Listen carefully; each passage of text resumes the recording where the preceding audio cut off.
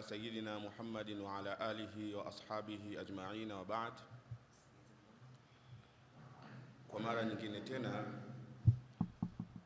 tumekutana katika msikiti wetu huu katika muda mtukufu ndani ya masiku matukufu ndani ya mwezi mtukufu, na kwa kuwa binadamu ni kiumbe kitukufu, walaqad karramna bani adam, kwa hakika tumemtukuza mwanadamu, basi tunamuomba Mwenyezi Mungu Subhanahu wa Ta'ala aujalie utukufu huu tuwe nao duniani na kesho akhira tuwe nao pamoja na manabii na mitume.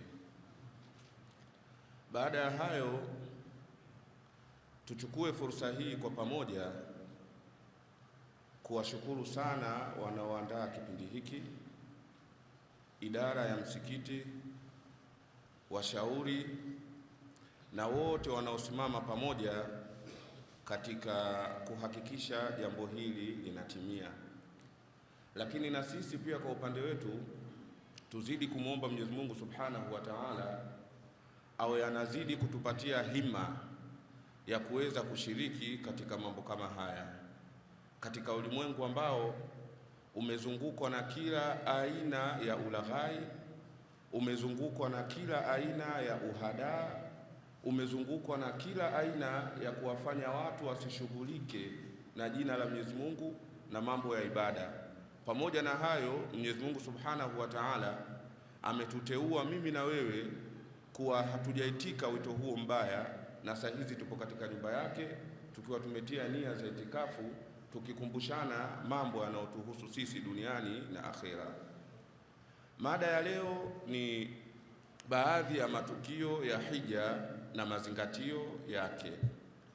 Mada ilikuja kwa umumu, matukio ya hija na mazingatio yake, lakini matukio ya hija ni mengi mno. Tukisema tuchukue matukio yote, tuchukue na mazingatio yake, pengine huu muda wa baada al-maghrib na ishai hautawezekana. Badala yake tumeamua kuifupisha kidogo, kuifanya iwe baadhi ya mazingatio ya matukio ya hija kwa Waislamu. Mazingatio ni nini? Mazingatio ni matokeo ya baada ya tukio. Kwa mfano, kwa bahati mbaya mtu alikuwa na ndugu yake, wakawa wamekaa pamoja kwa vizuri.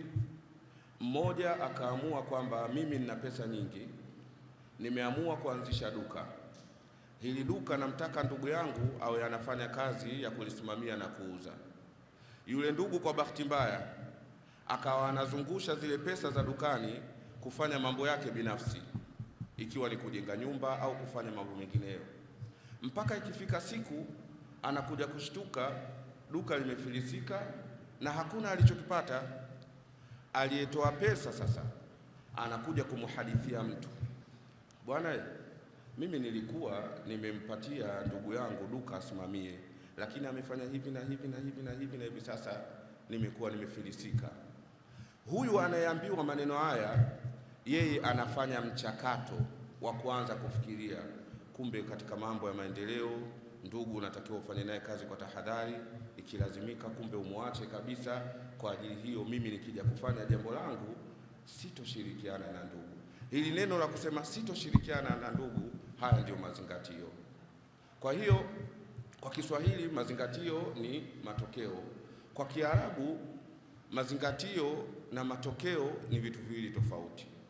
Mazingatio kwa Kiarabu ni ibra, laqad kana fi qasasihim ibra. Mungu Subhanahu wa Ta'ala anapoelezea matukio ya manabii anatuambia kabisa, laqad kana fi qasasihim ibra, katika visa vyao kuna mazingatio. Ibra sio i'tibar. Kwa Kiswahili vyote vinatafsirika mazingatio. I'tibar ni mchakato. Fa'tabiru ya ulil absar, ebu jitahidini kufikiria kwa kina sana, enyi wenye maono, wenye akili tulivu. Kwa hiyo i'tibar ni kukaa kuanza kukichakata kitu, kukifikiria, kukipima, kukilinganisha ili kufika katika hadi muayyan, katika ule ukomo wa mwisho unaofikia unatoka kwenye i'tibar unaingia kwenye nini? Kwenye ibra. I'tibar ni mchakato wa kufikia mazingatio na ibra ni mazingatio, matokeo yalotokana na huu mchakato. Tumependa kuweka utangulizi huu kwa sababu anwani yetu inasema baadhi ya matokeo, mazingatio ya baadhi ya matokeo ya katika hija kwa Waislamu. Kisha baada ya hapo tuna neno hija. Hija ni nini? Kwa ufupi sana, alhaju Arafa. Hija ni kusimama Arafa. Kwa kifupi sana, kuna nguzo, kuna sunna, kuna lakini mwisho wa siku haya yote yanabebwa na kitu kimoja tu ambacho ni nini? Ni Arafa. Alhaju Arafa. Mwenye kuiwahi Arafa ameiwahi hija. Ambaye hakuwahi kusimama Arafa, hata kama amefanya mambo gani, hakuiwahi hija. Kwa hiyo ni mazingatio, tumeelezea ni maana mazingatio nini ya baadhi ya matukio ya katika hija. Tumeelezea kwa ufupi hija nini. Katika mada hii leo ni vizuri tukaanza na suratul Hajj yenyewe. Tunapata mazingatio gani kwenye matukio ya hija? Katika ajabu, sura nyingi tunazozisoma katika Qur'ani zimeanza na zinaendana kidogo na jina. Suratul Nas inaanza qul a'udhu birabbin nas. Suratul Asr inaanza wal asr. Suratul Fath idha jaa nasrullahi wal fath. Yani zile sura zinataja kidogo mwelekeo wa sura hii inaenda wapi. Sura nyingi za Qur'ani zipo hivyo, na mara nyingi hata zikiwa hazitaji zinakuwa zinagusia kwa namna moja ama nyingine kile kinachotakiwa kuzungumzwa katika ile sura. Katika suratul Hajj ambayo ndio mada yetu ya leo, Mwenyezi Mungu Subhanahu wa Ta'ala hakuanza hivyo.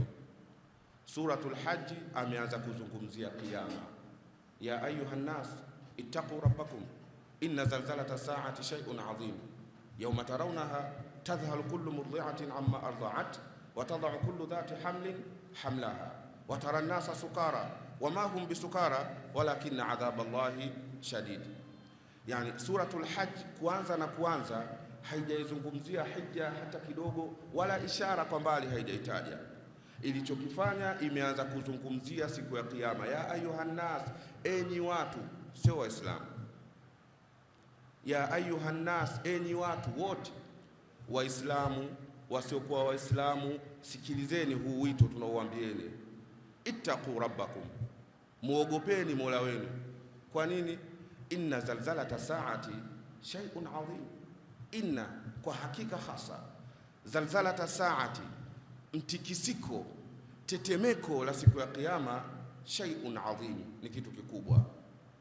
Mwenyezi Mungu Subhanahu wa Ta'ala akiwa anazungumza kwa ukubwa wake, hahitaji kuweka msisitizo katika kitu chochote, lakini kwa kuwa anazungumza na watu wenyewe wapo katika makundi tofauti. Kuna Waislamu wenye takwa zao, kuna Waislamu wasiokuwa na takwa, kuna wengineo sio Waislamu kabisa. Mwenyezi Mungu Subhanahu wa Ta'ala ameamua kuwaambia maneno haya kwa msisitizo. Inna, kwa hakika, zalzalata saati, tetemeko la kiyama, shay'un adhim, ni kitu kikubwa. Yauma tarawnaha, siku mtakapolishuhudia hilo tetemeko. Yauma tarawnaha inaendeleaje aya? Naam, yauma tarawnaha amma arda'at. Yauma tarawnaha, ustadh sauti. Tadhhalu la hawla wala quwwata illa billahi al-azim. Fathaka ya Rabb. Yauma tarawnaha, siku mtakayoshuhudia tetemeko hiyo. Tadhhalu kullu murdi'atin, kila yule ambaye ananyonyesha, tadhhalu, atababaika, atapatwa na mshtuko mkubwa.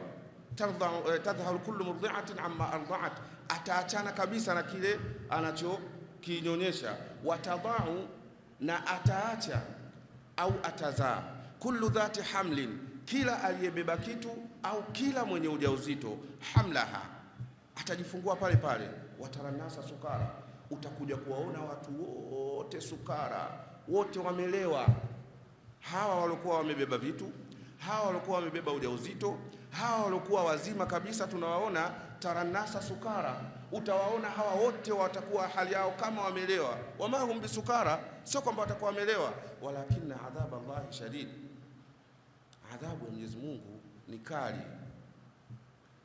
Suratul Hajj inazungumzia kiyama, lakini imeenda tena mbele, ya ayuhan nas, enyi watu, in kuntum fi raibin min alba'th, kama mkiwa mna mashaka kuhusiana na kwamba sisi tutawafufua, fa inna khalaqnakum min turabin thumma min nutfatin, mpaka mwisho wa aya.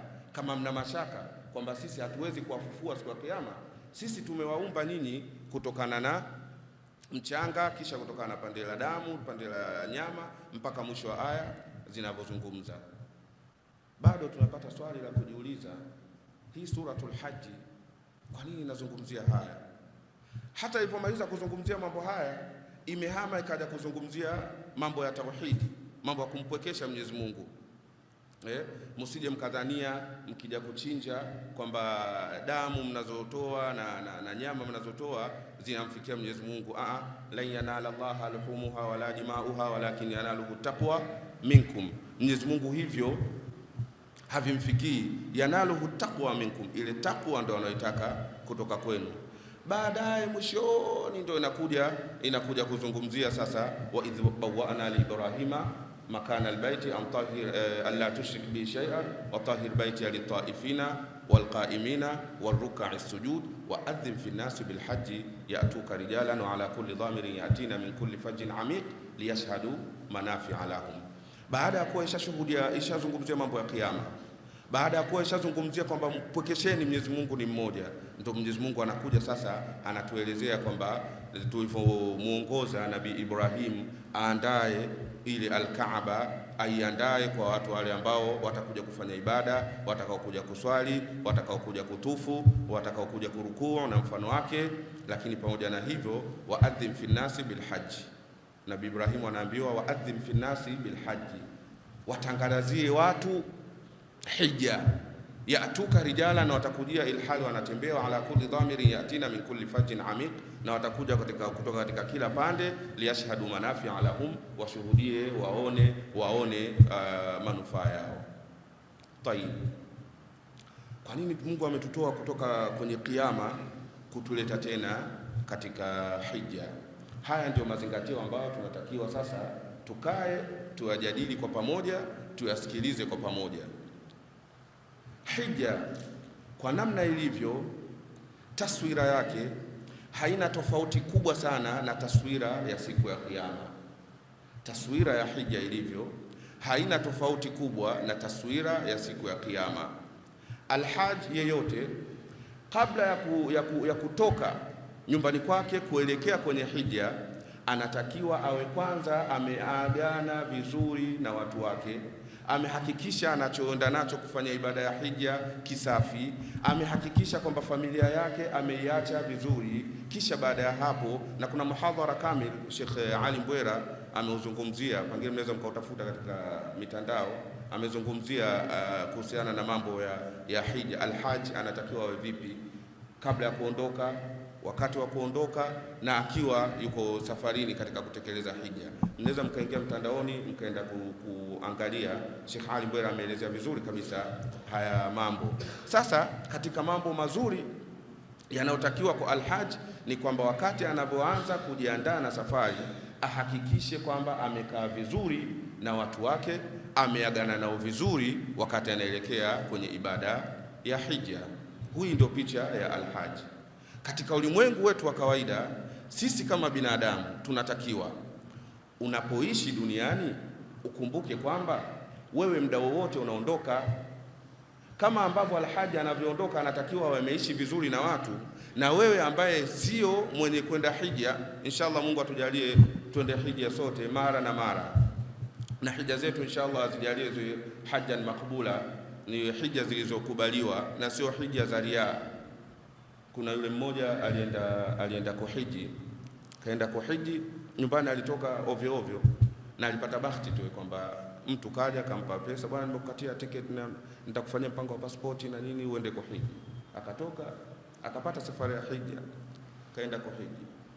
Aliporudi, la kwanza kabisa, kama ilivyo ada yetu, watu wote tuna madeni kwenye maduka na nini, na yeye alikuwa kwa lugha za mtaani, alikuwa anadaiwa na mangi.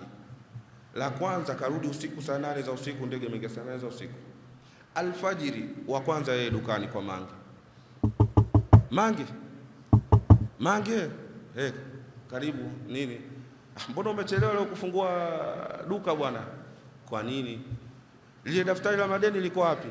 Mangi akasema alhamdulillah bwana, Haji mashaallah alayhi, yani ametoka hija la kwanza anakumbuka kufanya nini? Kulipa madeni. Kaenda kuchukua ile daftari akamletea, siku fulani ulikopa hiki unadaiwa hiki, siku fulani ulikopa hiki, siku fulani ulikopa hiki. Akaambia hii nafasi mzuri, kwa hapa nyuma kidogo kunatosha kuandika Alhaji. Kwa hiyo katika madeni hapa niandike mimi Haji Awad, andika hapa Alhaji Awad anadaiwa kiasi fulani. Kwa hiyo ndio hilo tu, ndio hilo tu bwana. Sasa hivi mimi ni Alhaji bwana, wewe ndio kia Alhaji hapa, madeni tutakuja kujuana. Basi Mungu atujalie sio hija zetu kwa ajili ya kuitwa Alhaji, inshallah atujalie zile hija ni makbula. Basi kama ambavyo unavyotakiwa kuondoka ukiwa umeagana vizuri na watu kwenda hija, namna hiyo hiyo na wewe huku unatakiwa uishi vizuri na watu, kwa sababu unapoondoka ni pazito sana. Jambo linalofanana kati ya hija na maisha ya kawaida, Alhaji kabla hajavaa nguo zake za ihram anatakiwa awe katika sunna ameoga vizuri, amejitaharisha vizuri na amejitia manukato kabla ya kuvaa nguo zake za ihram.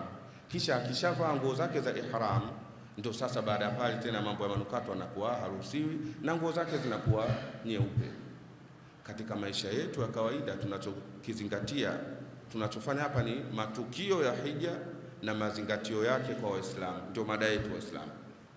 Kama ambavyo huyu Alhaji anakuwa ameshajiandaa hivi na anavaa mavazi meupe, basi mimi na wewe tutakapoondoka duniani mavazi yetu hayana tofauti na yule Alhaji namna unavyomuona. Tutatiwa manukato, tutavalishwa sanda nyeupe, ili mradi kwenda huko, kwenda kujitetea kwa Mwenyezi Mungu Subhanahu wa Ta'ala. Kama hujajiweka vizuri wewe maisha yako na watu vizuri hapa, basi hata kama utakuwa utaondoka vibaya katika safari yako ya hija. Namna hiyo hiyo ukishindwa kufanya matendo mazuri, ukashindwa kuandaa watu vizuri, ukienda kwa Mwenyezi Mungu utaenda vibaya. Sambamba na hayo, Alhaji akienda kule akafanya ibada kama zinavyotakiwa, akaepuka mijadala isiyotakikana, akaachana na upuzi kila upuzi, akawa akili yake na kila kitu chake kimefanya inkibab ala alibada, kimejikita katika kufanya ibada. Huyu mtu akirudi, anarudi kayaumi waladatuhu ummuhu, anarudi kana kwamba hana dhambi, kwa lugha nyepesi. Kama Alhaji anakuwa hivi, na wewe vile vile hapa duniani ukijitahidi ukaishi vizuri na watu, ukatekeleza ibada kwa namna inavyotakikana, kwa kadiri unavyoweza katika ibada. Mtume swalla sallam anatuambia, idha amartukum bi shay'in fa'tu minhu mastata'tum wa idha nahaitukum anhu fajtanibuhu, au idha nahaitukum an shay'in fajtanibuhu. Mtume swalla sallam anasema, nikiwaamrisha kufanya kitu, kileteni kile kitu, kitekelezeni, kifanyeni kwa kadri mnavyoweza. Lakini nikikukatazeni, acheni bwana kitu hicho, basi kiacheni moja kwa moja. Wa hakadha katika ibada. Sasa hata wewe ukijitahidi ukaishi vizuri na watu, ukatekeleza ibada vizuri, kisha baada ya hapo Mungu akakuchukua, ilhal upo katika hali kama hii, utakutana na Mwenyezi Mungu na wewe ukiwa unafanana na Alhaji kayaumi waladatuhu ummuhu. Mazingatio ya matukio ya hija kwa Waislamu. Namna hiyo hiyo katika ibada ya hija kule kuna utekelezaji wa ibada tofauti. Katika utekelezaji wa ibada zile, licha ya kwamba watu wanavaa mavazi yale, katika hali ya ajabu sisi Waislamu tuna haya katika maisha. Sisi Waislamu, tena kwa Muislamu Muafrika ndo kabisa, ili haya inakuwa inazidi. Nakumbuka wazee wetu walikuwa hawawezi hata kutoka nje na msuli peke yake, Akitoka ala alaqali atakuwa hata shati limechoka atalivaa, kaoshi imechoka ataivaa, ili mradi asitoke nje mwili wake unaonekana. Dunia ya sasa tuliokuwa nayo, vijana wengi hivi sasa wanahangaika na mambo ya jogging na kutengeneza mili na six packs na mfano wake, ili mradi mwili wake unaonekana strong, uko vizuri. Uzuri huu na kujiandaa huku na heshima hii ya Kiafrika tuliokuwa nayo, ukifika hija unaisahau kabisa. Utaenda kule utavaa shuka moja chini, utavaa shuka moja juu, wewe na mwingineo wote mpo sawa sawa, hukumbuki chochote. Mandhari haya ya kujisahau wewe mwili wako, mandhari haya ya kujisahau wewe kwamba ni nani, hata mpaka mtu asikuone pangine hata bega lako, ndio mandhari haya yatakayokuwa siku ya Kiyama. Bi Aisha anatuhadithia kwamba Mtume sallallahu alaihi wasallam alimwambia kwamba Aisha, watu siku ya Kiyama watafufuliwa wakiwa wako kama walivyozaliwa. Bi Aisha kwa mshtuko akasema, ya Rasulullah, vipi wanaume na wanawake wanakusanyika katika hali kama hiyo? Mtume sallallahu alaihi wasallam akamwambia, Aisha, jambo la siku hiyo ni kubwa sana kuliko watu kuanza kushughulika na mambo ya kuangalia mwili wa huyu na huyu. Basi namna hii ambavyo ipo siku ya Kiyama, namna hii kwa ambaye anaenda kwenye ibada ya hija katika moyo ulioikita katika ibada, anasahau mambo yake haya. Tumekuwa tunashuhudia katika misimu tofauti, Saudi Arabia kuna joto kali sana. Lile joto muda mwingine watu wanalazimika kuletewa mpaka magari ya kuwarushia maji ili mradi kupoza kasi ya joto, na wengine muda mwingine huwa wanazimia na mfano wa mambo kama hayo, hali ya kuwa hasatan kwa wanaume wapo vichwa wazi, joto kali, lakini pamoja na hivyo nyoyo zao na akili zao zote zimeelekea kwenye ibada. Tukio hili la hija linatuchukua moja kwa moja katika tukio la siku ya Kiyama. Siku ya Kiyama watu wakishafufuliwa baada ya kuwa wamesimama hawajui kitu gani cha kinachoendelea, na jua litakaposhushwa, Mungu atuepushe na adhabu ya Kiyama, na jua litakaposhushwa mpaka karibu na binadamu, na utosi utakapokuwa unachemka kutokana na kulnaru jahannam ashaddu harra, kutokana na joto kali liliyopo, na watu kuanza kukimbia kutoka kwenda kwa Nabii Adam kumuomba, basi nenda kazungumze na Mwenyezi Mungu, mwambie atuhesabie tujue kama mtu wa peponi ende peponi, kama mtu sio wa peponi tujuane. Nabii Adam kukimbia kuogopa kuchukua jukumu hilo la kuzungumza na Mwenyezi Mungu, kwa sababu ghadhabu yake inakuwa ni kali siku hiyo, na kuambia kwamba hapana, leo Mungu amekasirika kwa namna ambayo sijawahi kuhisi ghadhabu kali ya Mwenyezi Mungu kama siku hii ya leo.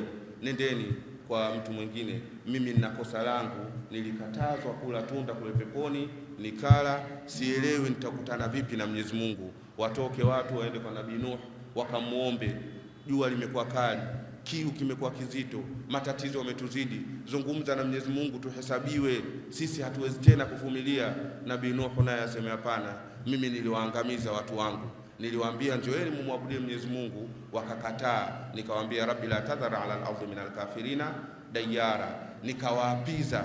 Sasa Mungu alinituma mimi nikawaokoe, mimi nilichokifanya nimewaapiza. Leo naenda kuongea na nini Mwenyezi Mungu? Nendeni kwa Nabii Ibrahim, watoke waende kwa Nabii Ibrahim wamuombe, basi kazungumze na Mola wako, naye aogope, aseme hapana, nilikuwa nipo vizuri wakati ule, lakini sasa kuna siku mimi niliongopa. Ile siku iliyotokea tukio lile, nilivyokatakata yale masanamu, walipokuja kuniuliza, mimi sikusema ndio ndo nimefanya.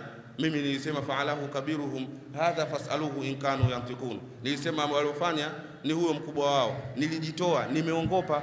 Vipi leo naweza kukutana na uso wa Mwenyezi Mungu ili hali mimi nimeongopa? Nendeni kwa Nabii Musa. Nabii Musa naye watu watatoka na majasho na kisimamo kikali na hapavumiliki.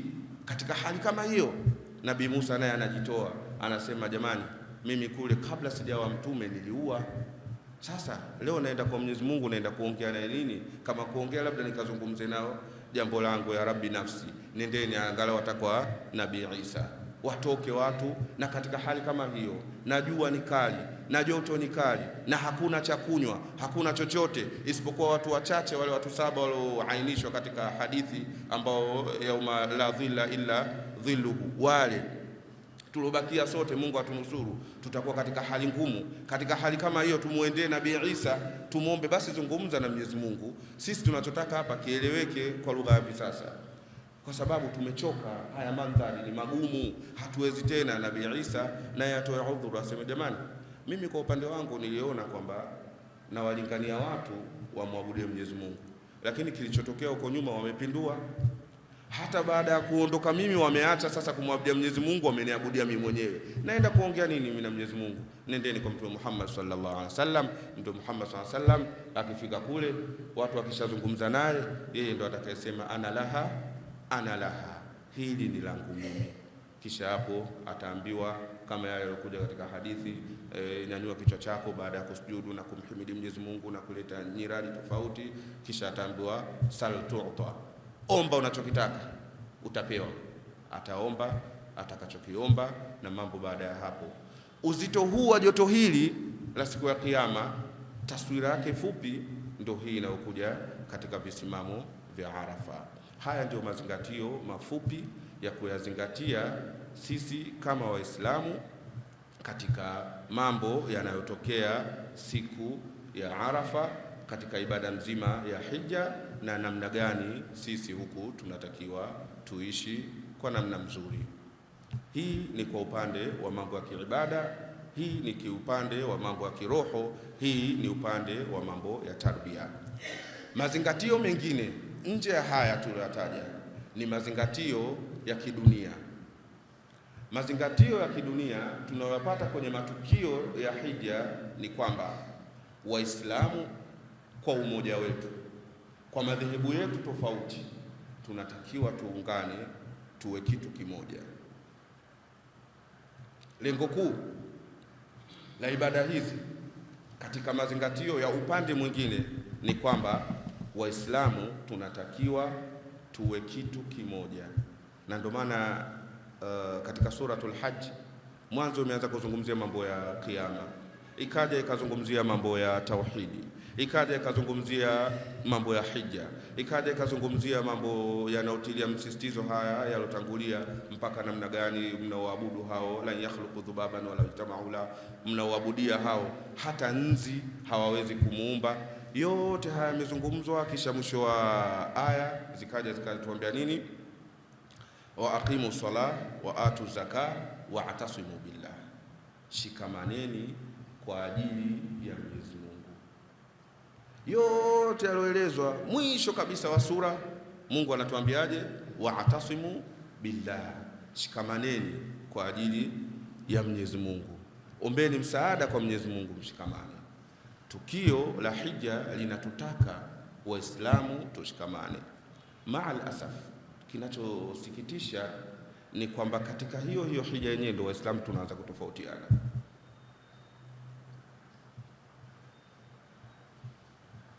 Katika hiyo hija yenyewe Waislamu ndio tunapoanza kutofautiana. Je, tusimame Arafa mwezi 9? Je, tusimame Arafa mwezi 9 huu kwa Kisaudia, au kwa mtu kila mtu nyumbani kwake? Na baada ya hapo, kwa bahati mbaya sana, wanatokea watu wanawabatiza watu kuwatoa katika Uislamu. Wale sio Waislamu wale. Kwa nini sio Waislamu? Kwa sababu wao wanafatisha mwezi ule, na ile Arafa haipo siku ile, na Arafa sio kisimamo, Arafa ni sehemu, na sio kisehemu, Arafa ni nizama. Ya habibi, hata hiyo siku ya Kiyama ikifika, hakuna hata mtu mmoja atakayekuja kuulizwa, bwana wewe hapo ulifunga siku ya Arafa? Hakuna. Faili lako likija kuonekana ulifunga katika siku ya Arafa, fabiha wa neema, umejizidishia fadhila. Haukufunga hautoadhibiwa kwa sababu haukufunga siku ya Arafa. Sasa ikiwa jambo ambalo mimi nikilifanya au nikitolifanya haliniingizi kwenye ubaya siku ya Kiyama, Mtu anapata wapi ujasiri wa kumwambia mwenzake yule sio Muislamu mzuri, na pengine sio Muislamu kabisa, kisa tu hakufunga au hakuheshimu ile siku ambayo anayoheshimu yeye.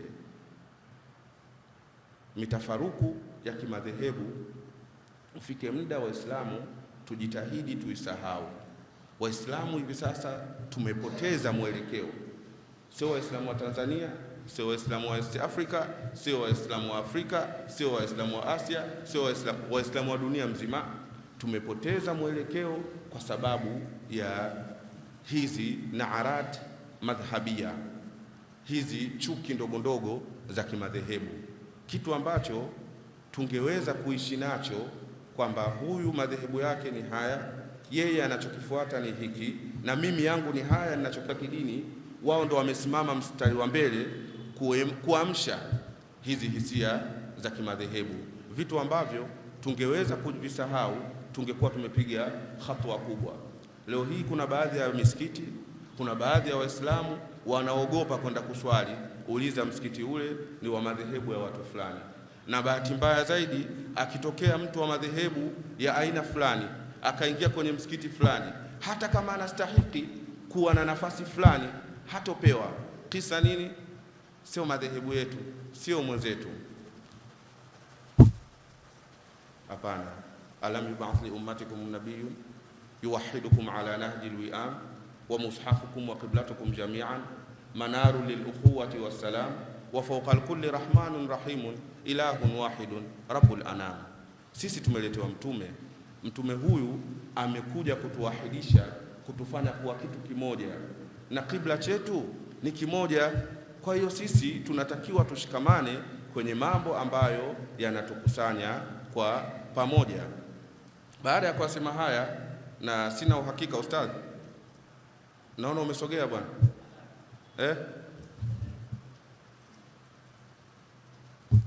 Baada ya kusema haya, niombe sana, tumuombe Mwenyezi Mungu Subhanahu wa Ta'ala atujalie tuwe na nyoyo safi.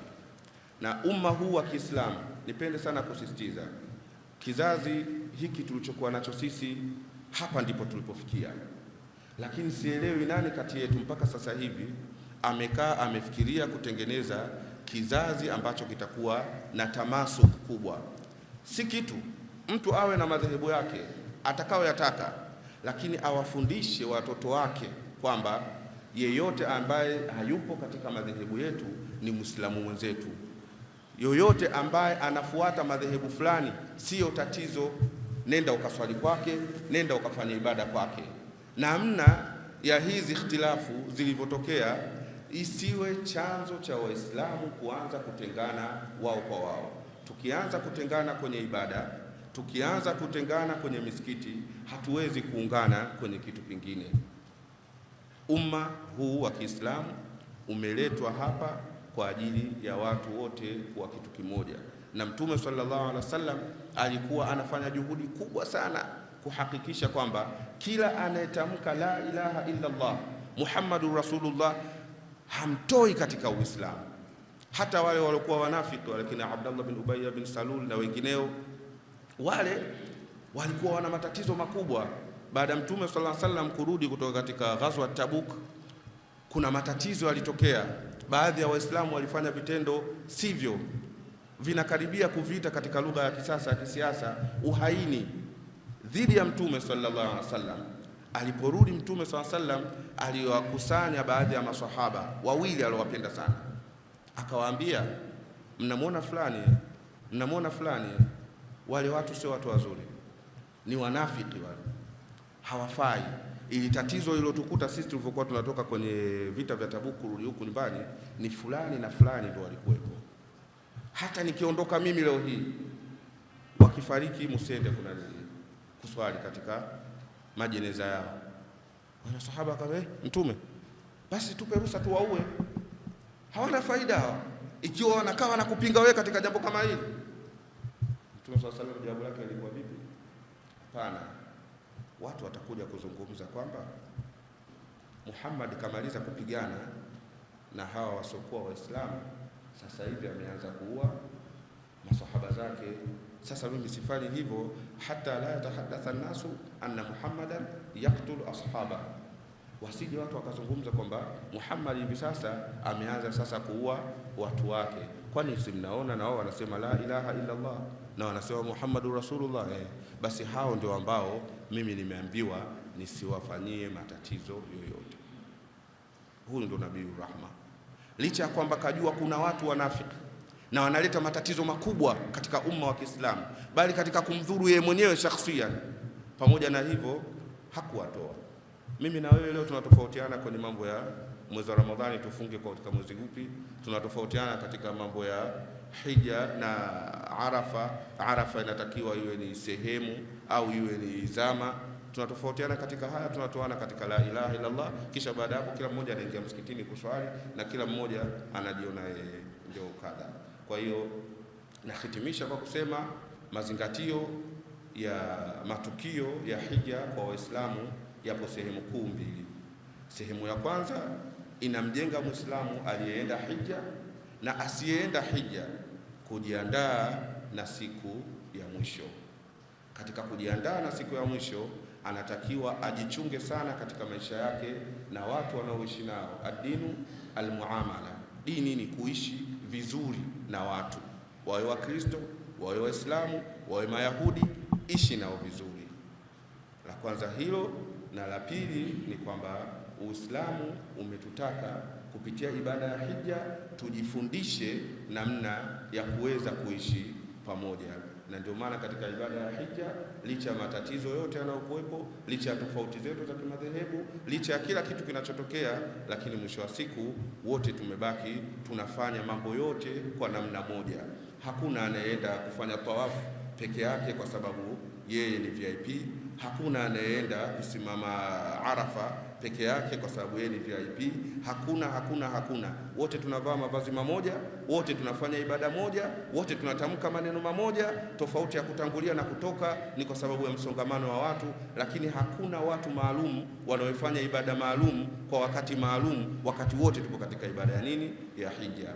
Inna hadhihi ummatukum ummatan wahida, huu umma wenu ni umma mmoja. Wa ana rabbukum, Mwenyezi Mungu anasema yeye ndio Mola wetu. Ana rabbukum, ndio Mola wenu. Faabudun, niabudieni. Naomba niishie hapa, kisha niwaache waongozaji wetu watoe maelekezo. Wassalamu alaikum wa rahmatullahi wa barakatuh.